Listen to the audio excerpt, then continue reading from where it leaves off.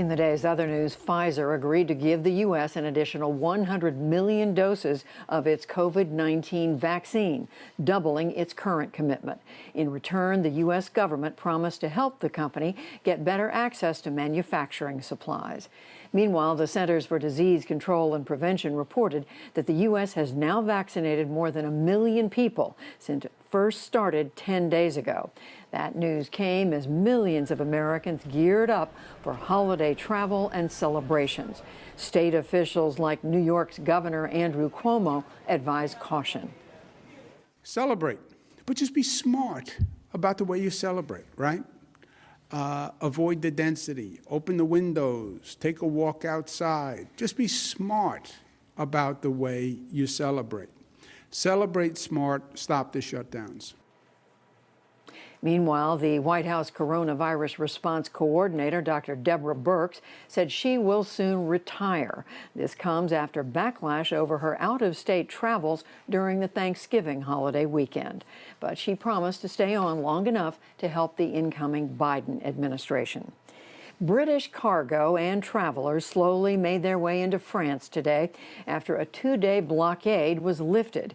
It aimed to prevent the spread of a new, more contagious COVID-19 variant in the UK. But a massive backlog of trucks remains near Channel ports and highways in England. The gridlock is expected to take days to resolve. That comes as Britain's health secretary warned his country has detected yet another new COVID variant linked to South Africa. This new variant is highly concerning because it is yet more transmissible and it appears to have mutated further than the new variant that's been discovered in the UK. We'll have more on COVID-19 in the UK and Brexit later in the show. President-elect Biden formally introduced Miguel Cardona as his nominee for Secretary of Education. That was today in Wilmington, Delaware. The Connecticut Education Commissioner is known as a strong advocate for public schools. If confirmed, Cardona said that one of his top priorities will be addressing inequities within the education system that have been exacerbated by the pandemic. It's our responsibility. It's our privilege to take this moment and to do the most American thing imaginable, to forge opportunity out of crisis, to draw on our resolve, our ingenuity, and our tireless optimism as a people. Cardona also supports reopening schools during the pandemic. Mr. Biden has pledged to reopen most of them by the end of his first 100 days in office.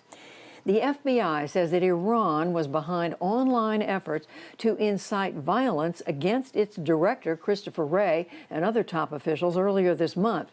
They targeted individuals who refuted President Trump's false claims of widespread election fraud. Ousted Homeland Security official Christopher Krebs was also among more than a dozen people threatened. Their home addresses and other personal information were all posted on a website with crosshairs over their photos. In Ethiopia, more than 100 people have died in a massacre over ethnic tensions today. The Ethiopian Human Rights Commission said the attack happened in the western part of the country, separate from the ongoing conflict in Tigray. It is not clear yet who the attackers were. A massive fire erupted today at a temporary migrant camp in northwestern Bosnia. Thick black smoke billowed over tents as residents jumped fences to escape the flames. Officials believe that some residents started the fire to protest the camp's planned closure for winter refurbishing. Bosnia has become a bottleneck for thousands of migrants hoping to reach Europe. Hong Kong media tycoon Jimmy Lai was granted bail today after 3 weeks in custody. The prominent Beijing critic was charged under a national security law that punishes dissent in the semi-autonomous Chinese territory. He walked out of court today after being placed under house arrest and barred from making public statements. Back in this country, consumer spending fell in November for the first time since April. The 0.4% drop came amid the normally bustling holiday shopping season. And stocks were mixed on Wall Street today. The Dow Jones Industrial Average rose 114 points to close at 30,130. The Nasdaq fell 37 points, and the S&P 500 added 3. Still to come on the NewsHour, infections and deaths from COVID-19 continue to rise ahead of the holiday weekend.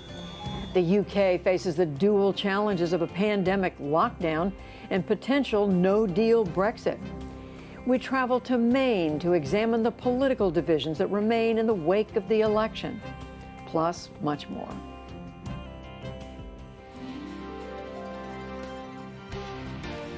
This is the PBS NewsHour from WETA Studios in Washington and in the West from the Walter Cronkite School of Journalism at Arizona State University.